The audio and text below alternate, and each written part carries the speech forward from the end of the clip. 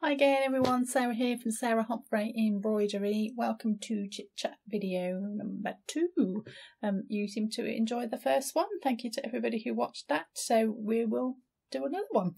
And I thought in this one we would start just by going over some of the comments that came up from the first one. So one of the things that was mentioned was this. And the background, and what was it? And it looked beautiful. Well, it is beautiful, I might add. And I bought this on my travels in India many years ago. The first time I went to India, I've been lucky enough to have been 3 times now. The first time I went, and I bought this, I think in Agra, but it's woven. You can see it shining, and it's woven through with a metal thread, which makes it quite stiff. It's got this beautiful sheen on it. You can see that. And these it's got 4 circles on it, and they mean something, but I can't remember what they mean. Sorry, somebody might know out there. So that's where that came from, and it's just a nice place to hang it so it doesn't get all creased up, and it lives on my door there. If you're wondering what this one is, that's another piece from my collection. That one I got in Ethiopia, and if you're a member of the channel, I've made a video showing you these and some other interesting things I got on my travels as well that inspired me to get into embroidery. So I've made a video about that just for our members, so if you want to see that, do look at our membership scheme. There is a link to that in the description below this video if you want to know what that's about. I know some of you are having trouble getting onto that, especially if you've got an Apple device not compatible with Google software. Useful as that. So we are thinking of doing a Patreon page as well for those of you who can't get onto our membership page, because I know some of you are struggling with that, so we will be doing that in the very near future. So I thought I'd also explain a little bit about where I am. I'm not sure if I mentioned this last time or not, but I've come out of the studio and I'm actually in the house, and this here is my little art space. So these shelves, somebody did comment on how much stuff is on the shelves. The more stuff you put on, the less you have to dust it. So fill your shelves up. So this is all my art materials. Basically, there's another one there as well, and it's got my papers and my paints and my pencils and some books, paintbrushes and palettes, or you name it, it's all on there. And as long as I can keep it on there and it doesn't spread, it's okay. So I'm in the smallest room in the house, and I've just used it for my art, and I come in here when I want a bit of downtime and I want to create something and just a bit of peace and quiet. It's quite good to make yourself a little corner of a room, or if you've got a whole room, that's great. The studio, where we work from, is outside, and that's very lovely, but it is my office. It's my normal workspace, and I don't necessarily want to sit out there all evening as well. And it's nice to have this little space where I don't have to worry about what am I making, who am I making for. I can just be creative in here. So my little safe space to come and make some art. Having just said that, it's a good time, I think, just to mention the pandemic, because a few people put they made comments on the video about that and being able to watch the videos and how much they appreciated them. Thank you to everybody who watches and supports us. We do appreciate you doing that, and you know, supporting us in return. I just want to read a comment from somebody. So Susan said, watching one of your videos sparked my love of embroidery and brought me out of that funk, almost a literal lifesaver. So my experience of the pandemic, the day they announced lockdown here in the UK and you couldn't go in and do anything, the shop went berserk. Basically, literally that day it went berserk. So our experience was that everybody was being creative and suddenly was stitching, and people who'd never stitched before wanted to learn how to stitch, and it just went bonkers. But I know that wasn't the case for everybody. Some of you were not able to go to work and found yourselves at home and not knowing what to do, and some of you threw yourselves into it, but people also found that quite difficult. It was such a stray from the norm for people that it threw people off balance a little bit. And that's what I think Susan's talking about. She was sort of this funk of not being able to go out and meet your friends and do these classes or meet other people who do what you like to do. And it became quite difficult for some people to be creative and to do some stitching. And I know that happened to me with my drawing and my art. You know, this is where I come in the evening if I want to do something. And I didn't come in here for months, almost, I would say. I didn't have the energy mainly. We worked so hard with the shop that we were exhausted at the end of the day, and all I could do was sit on the sofa. And I didn't come in here for a long time, and I didn't want to do anything creative for a long time either. I was just so exhausted. And I think if that happens to you, sometimes it happens for other reasons than pandemics, and you just burn out a bit, or you're not sure what to create or something like that. And I think don't worry about that is what I would say. Let it pass, let it be. Don't beat yourself up that you're not doing something and making the most of your time because you think, oh, I should be doing something with my time and I'm wasting it. It will come back to you when you're ready to do it. This isn't going anywhere. It's still sitting here ready for when I want to do it again. So, and which I am now, by the way. I'm got back into it again, and I'm having fun painting and drawing some stuff. So, but if that happens to you with your embroidery, don't worry about it. Just let it be. It will pass. You will pick it up again in your own time when you're ready. And I know that people have found just watching the videos good enough. They didn't need to go and make anything. It's nice to sit and watch someone else do the work, and you do pick up things along the way as well doing that, even if it's subliminally and you don't realise you are, and then when you're ready you've got that little bit of extra information in your head. So don't beat yourself up about it.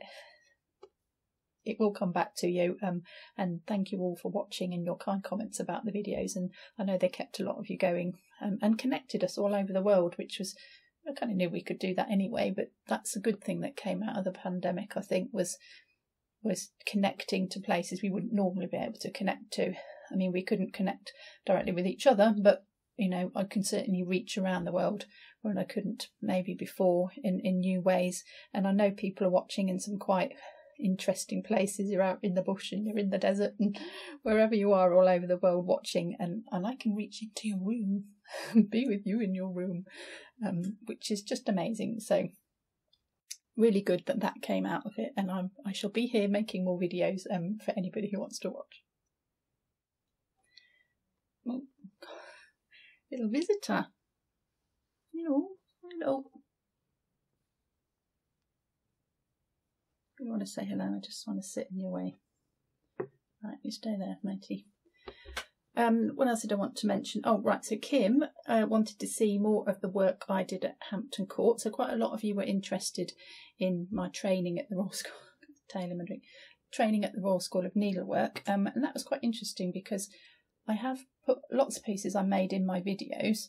And if you check out the 18 types of embroidery, there's some in there. And we've done some collection videos as well, where I talk about a piece I made in my collection. So check those out as well. But it is actually an interesting idea, Kim, to do that, because the progression of what we started with at the beginning and how we got to the things we did at the end is quite interesting. So I may put that one on the list. Unfortunately, the list is longer than the hours are in the day, but that is a good idea. So thanks for that one, and look out for that one whenever that one comes. Now, I also mentioned to you that I did drawing, and obviously we're in my art room, and I've got an Instagram channel with my drawings on. Now, I feel this is quite a fundamental part of my work in embroidery, because I design all my own pieces, and I do that from things that I have drawn. So I feel that this is quite important, something I feel strongly about. So I thought we would talk about that a little bit today. Now, I have made some videos on how I design my own pieces. So if you haven't seen my other channel, that's Sarah Homfray Creates. I'll put a link to that up in the corner here. Do check that out, because I'm going to put on there more videos about designing and creating stuff. So do check that out if you haven't seen them already. I've got a couple of pieces on there that I've done. So this one you might be familiar with. See that? So there's a video on how I designed this from the beginning, and the processes I used and what I think about when I'm designing, and then how I stitched it and how I picked the things that I stitched. So you can check that one out. I've also got, reaching over the cat, this one as well. There's poppy embroidery here that I made. There's a video on this. This one really is from scratch. I went out into the poppy fields and I picked some poppy petals and I dyed these threads with the poppy petals. Then I did the design, then I stitched it, then I made the book. It's all in the video, so if you're interested to check that out, that's on my other channel, so do have a look at that. So while we're talking about design in embroidery, let's have a little bit more of a chat about that and why you might want to do it. Now, the first thing I want to say is you might not want to do it. And that's important because lots of you like doing kits. There's some really, really beautiful kits out there and designs and patterns and charts for you to work from. And for a lot of people, it's a relaxing time. You come home from work, you've had a long day, you just want to wind down and relax, and you want to pick up a kit that somebody else has done all the hard work for, and you don't have to do it. And that's absolutely great. If you love doing that, carry on doing that. Supporting all the people who are making the kits is great, obviously, as well. Absolutely fine, nothing wrong with that at all. I just want to talk about why you might want to have a go at making your own, because I think you will find it very rewarding. So this is the point I want to mention: copyright. Now, if you do fancy pushing yourself a little bit more, or making something unique, or you've got a present you want to make and you can't quite find something that meets your requirements and you want to have a go at making your own, so I want to mention copyright. Now, I'm not going to go into this in a lot of detail, one, because I'm not a copyright expert or a copyright lawyer or any of the above, and it's a very complex subject really when you get into it, and it's different for every country as well, and I know you're watching all over the world, so I'm not going to get into it in that detail, but I just wanted you to really understand the principle behind it and why you should be designing your own and not using somebody else's design. So the main thing that you need to understand is that you cannot take somebody else's design, make it yourself, sell it, make some money from it for yourself without their permission. So a good example of this would be Disney, huge company. Everybody knows the characters, everybody knows the stories. You cannot take a Disney character, stitch it by yourself, by hand or on a sewing machine onto a t-shirt and sell it and make lots of money. You can't do that. It's not your design. You cannot make money out of Disney's design. So sometimes you can buy the rights to use the design, but with somebody like Disney, for example, that's going to cost you a lot of money. So I wouldn't go there personally. And if anybody's done card making or anything like that, that's off. You will know that you can buy dies for cutting out, and with those dies comes permission for you to make cards out of them and for you to sell those cards and make profit. So sometimes in circumstances like that, it will actually say on it, yes, you can use this design. If anybody's done my designs from the website, we've got a free stuff page with some free designs for you to use. You'll see that I put on the design. You may use this for your own personal use, so for learning, for making a present, something like that, but you cannot make money out of it, so you can't reproduce the design and sell it on, or you can't teach it or anything like that. So sometimes the permission will be written on the design itself. So it's basically all about permission. Sometimes you will never get permission. Sometimes you can get the permission for free if you ask the person whose design it is, and sometimes you just have to blame right by it. So when might all of this be relevant? Okay, so let me give you some scenarios. If you wanted to teach, for example, so you can't go on my free stuff page, take a design off there, think, oh, that's really good, I'll go to a class and I'll charge some people to come to a class and I'll teach them Sarah's design. Can't do that. No, people have done that, but you shouldn't really do that, not without my permission. And to be honest, if you ask me, I'd probably say, yeah, no problem, just tell everybody about my website, my YouTube channel, and you know, everybody's happy. So that might be one scenario where you can't. Selling finished items is the other thing I've got on my list. So you can't take someone's design and sell that design. You can't take the design, put it on a t-shirt, as we've talked about, and sell the t-shirt with the design on it. It's not yours to sell, so don't do that one. Entering a competition or putting a piece of work up in a gallery. Now this one is quite interesting, because you can certainly use a design that you just take off the internet, and for yourself, you want to learn how to do it, you like the design, you think, oh, that'd make a nice present for my mum, that's okay. But as soon as you put it in a public space, something different happens. So imagine putting it in an exhibition, and often they do specify it needs to be an original work as well, it needs to be your work. Other people are going to see it, they might photograph it for advertising purposes. Suddenly it's in print, it's on a website, the image is then out of your control, and it's going off around the world on social media and not in your control. So that might be a scenario where you want to think about having your own design specifically for that purpose. I do know of an instance where that happened as well. Somebody was inspired by somebody's design, did an embroidery of it, did it for their own purpose, but then it appeared in a catalogue as a piece of advertising literature, and the original artist saw it and went, oh, what is this, and wasn't happy about it. And it depends on the artist as well. You might be flattered that somebody's chosen to do that and you could make the most of it, or you could get cross and angry about it and stamp your feet. And so you never quite know how somebody's going to behave about it. So it's not enough to take someone's design and acknowledge them and go, I got this off them. You do need to ask them if you can use it. It's so easy today as well to jump onto the computer and find yourself an image. And if you're going to do that way, at least if you're going to Google it, Google free images. Because there are some out there that are free to use. Do double check, don't just assume because it appears under the search free image that it is free. So go to the source where the design originated from and see what they say. If you're not sure, ask them. If you don't get any answer, steer clear of it completely. But the best way to avoid this altogether and getting into trouble is to design your own. Now, I know that's easy for me to sit there and say that. It is a completely different skill in itself to learn how to do that, but there are some things that you can do just to get yourself started in the process and to get yourself thinking about the possibility of designing your own pieces. So my main advice would be, if you want to start having a go at your own designs, is to start simple. Now this goes with anything, whether you're stitching or painting or anything. Start simple. Don't try and jump into a William Morris design unless you want to, unless you've got a bit of experience, but I wouldn't advise that. So the best way you could start, for example, is to go and grab yourself some leaves. Now I think most people, although maybe not the people in the desert, but most people can probably find themselves some leaves.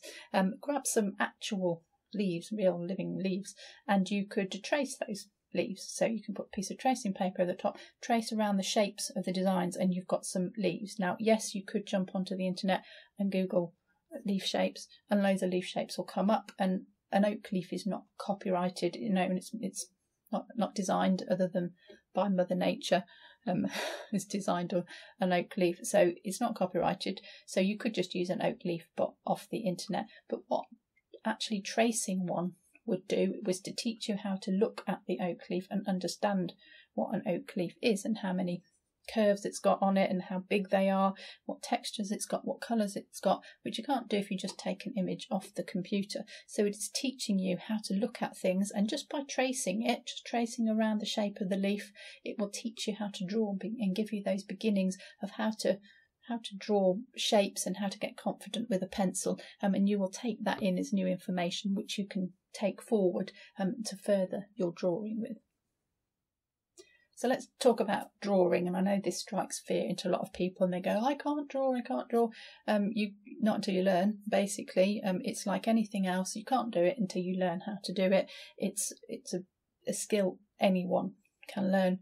If you can sign your name, you can learn to draw. You've got all the tools that you need. So it's just really about applying yourself. You don't have to be a Leonardo. You haven't got to come out with those kind of drawings. You just need enough skills to be able to capture the thing that you want to capture. Tracing is absolutely fine around things, and the more you trace, the more you will learn how to handle the pencil, and then you'll be able to draw yourself. So if you traced your leaves initially, for example, once you got used to what an oak leaf looks like, you go, okay, I can do that now without going around the actual oak leaf. I can draw it on some paper. So it will teach you almost without knowing. So tracing is okay. A lot of people think, oh, tracing is cheating. It's not cheating. It's a tool that you can use to help you express what you want to express. So you could just start with some simple leaf shapes. You could advance onto flowers if you want to. Start with ones with fewer petals, I would suggest, rather than delving into a chrysanthemum or something like that. And you can just practice drawing those simple shapes. You could even draw them onto paper and cut out the shapes in the paper, and then you've got some actual elements you could move around. You could put them down on a surface, rearrange them, take a picture of them, rearrange them again, and you'll find yourself making embroidery designs without even realising it. And it doesn't matter if it's not the best, you will improve. Everything you do, you learn from the last piece you did, and I'm still doing this years and years later. Think, oh, I didn't like that, why did I do that? Next time I do it, I will do something different. So that is a really good way to start. Now, this drawing malarkey will take time, so do be kind to yourself. Don't get frustrated because you can't do something amazing the first go. It takes time to learn how to do it. And the way that I sort of taught myself, you might be interested in. It might seem a bit too much for you, and that's absolutely fine, but I'll show you the way I did. and I just decided I needed more drawing practice. I wasn't confident I could sit down and draw the things I wanted to draw, and I thought, have it in my head, but if I can't draw it, it's not ever going to come out of my head. So I decided I was going to draw every day, and my friend, lovely friend Angela, bought me this book. I think this is the first one. 365 day journal, so it's got a page for every day. It's quite hard to find a book with a page for every day, by the way. This came off Amazon. If you just look up 365 day sketchbook, I'm sure it will come up on Amazon, and it's just got blank pages in it. Now the paper isn't brilliant because it's quite thick, and if that was proper nice paper it would be ridiculously thick, but what I did is actually painted white paint onto the paper, and then I could put watercolour on top of that. But it can just be for drawing if you want, and I just tried to make myself draw every single day, and that's quite hard. Some days I didn't want to do it at all, but I did manage it, and I actually did a second book, purple one, and then I got 3/4 of the way through the second one and thought, you know what, I've achieved what I want to achieve, and I just stopped. I didn't do any more of that. I may pick it up again next year, we'll see, because I kind of feel I want to do a bit more of that. But I'll flick through and show you what I did, some of what I did. I'll do it so you can see it. Start at the beginning. So initially they were rubbish and it's okay to make rubbish drawings, I might add, because you turn the page over and you do a new one the next day and the previous day's forgotten, but you have to start somewhere. And I sort of started, I'll show you the very first one, a little, you can see that, a little carving from something. Did I write down? The chapter house at South Westminster. There you go. It's quite a good idea to make a note of what it is you're drawing. So if you want to come back to it and think that's a nice idea for something, where did I get that image? Oh, South Westminster. You can go back to it. And I thought, oh, I'll do these really nice drawings, and I spent, you know, quite a bit of time on that one. And then I quickly sort of didn't want to do that anymore. I did a couple of nice ones. Some bumblebee. And I have done a little bit of drawing before, but it doesn't matter if you haven't. And then I tried a bit of watercolour in it. And then I there's some leaves, look, leaf study. It's another cat. If you've got animals around, they're quite good to draw. And I found the hardest thing initially was, what do I draw? Tube of paint that was lying on my desk, my hand. I've always got something to draw. Some poppies. I did a little go at some poppies. And then sort of the further down the line I went, the more things I found I wanted to draw. I was finding more inspiration, and I think for probably about a month I struggled with finding something that was interesting to draw, because that's the other thing as well. It's all very well picking an object and doing a study of it, but if you're not interested in that thing, you're not going to love it and you're not going to want to do it. So it took me a good while to find the things that was interesting to me, and some days are better than others. Quite good fun with these jellyfish and having a play, and it doesn't matter, nobody has to see this book. I didn't have to show anybody at all. This was just a working thing, just to get me drawing every day. And as I went through it, the drawings got better, because they will if you just keep doing it. It's one of the cat and some figurine. Let's see what else is in here. I did a big landscape. This is the Peak District near where I live. Didn't finish it, doesn't matter, turn the page over, do something the next day. And this was really good for me. It was brilliant. By the end of it, it was doing fairly accomplished. Is that fairly accomplished? They're all right. Drawings, deer. And just built some confidence. And they're not necessarily things that I'm going to use, but it just taught me those skills that I could see something and I could capture it on paper if I wanted to.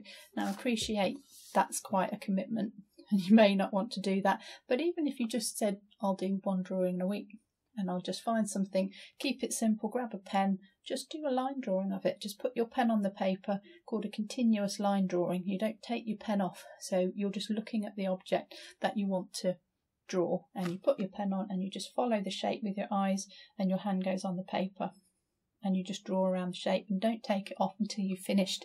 And it will look a little bit childish and you'll think, oh, this is a load of rubbish, but it will teach you how to look at the object and not what you think is there, not draw what you think is there, but draw what you actually see. It's all about looking, and the more you do that, the more confident you will become. I promise you, that is how it works. All this, I can't draw. You can draw. You can. It just does take perseverance and time and a willingness to want to draw. So another thing that you could do is look at other people's designs and see how they have constructed those.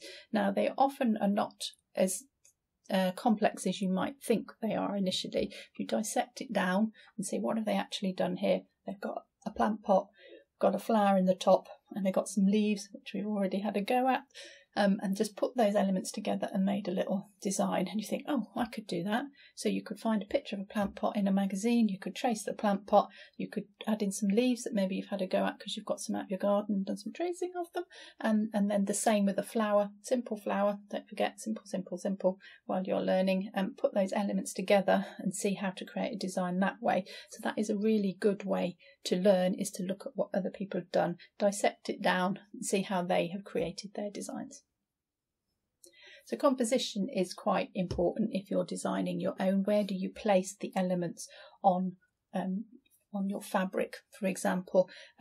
This is quite a complicated subject, but there are some basic rules with it, which I think is probably for another video another day. So if you think that might be interesting, do let me know in the comments below and I'll have a look at making that. I've got one on colour coming. If that one is up by the time you see this, it will be up in this corner. If not, it is coming, because colour isn't a whole subject as well, but composition is probably useful. So if you think you'd like that, then do let me know about that. So the other thing that you can start to do if you want to get this process rolling is to collect some things that you like together. So your own visual style and visual language is important, designing your own, and that doesn't come straight away. It takes a long time to come, if ever. I often look at my stuff and go, what's my style? And I don't think I know what that is yet, but start to collect things that you like, and then you'll begin to see what sort of things are appealing to you and where you might want to go. Do you like flora and fauna? Are you a fan of buildings? Do you like pattern? Do you like colour? All that sort of thing. And I often just grab stuff that I like, and if I'm in a card shop I might just buy some cards that I like and keep those as samples and think, you know, if I need some inspiration, what is it that I liked, and go back to those, and I've got those to look at and to send if anyone's got a birthday I've forgotten about. So I also collect postcards as well. These are dead easy to pick up wherever you are, something you like that inspires you. Don't go mad, because if you've got too many it can be overwhelming, so just pick one or two. I really like that. You don't even have to know why you like it, just go with your instinct. I like that, I'm going to have a copy of that. I picked up some stamps recently from a butterfly house that I went to, really liked the stamps and the images, and so bought a set of those to use, just to inspire me and to remind myself what it is to like. So what is that I like. So just start to collect together some ideas and some images, and it's not about copying those images, it's about building up a language that you like, and a style and some subjects that you might be interested in that you can go back and look at later. So I'm not going to say any more about this at this stage. This is just a quick chat really, just to get you thinking about the idea of making your own, and to maybe start that process. Have a little go at drawing something really simple. Trace it first. That will take away the fear of drawing and I can't draw. Start to collect together some inspiration, things that you like, to start you on your journey. And I will be making more videos on this subject. It's one that I really enjoy and get a lot of pleasure out of designing my own pieces. A lot of pleasure, and maybe you may too. So just something to get the cogs going, to think about that process in the future. So that's all I'm going to say for now, I think, on that, for this little chit chat. If you've got anything you want to add or ask, or anything you can do in the comments below. Let me know what you'd like to learn. If you've got any thoughts about designing, if you're quite happy doing your kits, that's absolutely great. Do carry on doing that, but I'd love to hear your thoughts. And I will leave it there for now, and I will see you in the next video.